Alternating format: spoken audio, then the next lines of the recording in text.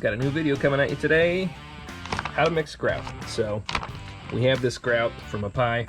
It's Ultra Color Plus FA. It already has the sealant in it, so you don't need a sealer after you do the grouting. You need to get this in, let it sit for, it recommends 15 to 30 minutes. I'm probably gonna go around the 10-minute mark with my sponge and bucket of water and start shaping the grout joints. We're gonna do the same thing as we do with thin set. We're gonna start off with some water in our bucket. So I'm gonna add a little bit of water in here.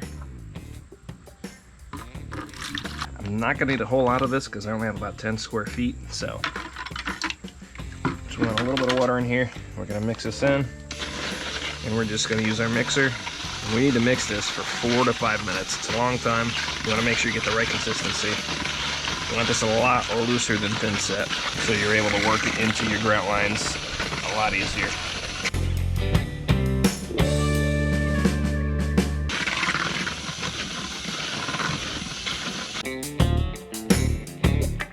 I'm actually using a plastic mixer on here instead of a metal one because I don't want to take any little chunks of the white plastic out of the bucket and have that end up in the grout, since this is such a dark colored grout too.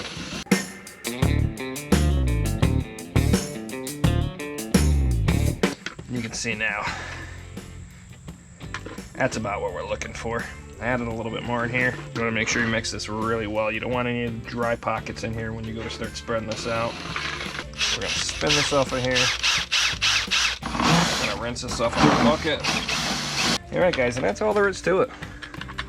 You can buy this stuff pre-mixed, I believe, too, but it's just as easy to mix the powder. Just got to have a little patience and the right amount of water and you should be good. So we need to get this grout on the tile ASAP. It sets up a little bit faster than normal grout. Thanks for watching, guys.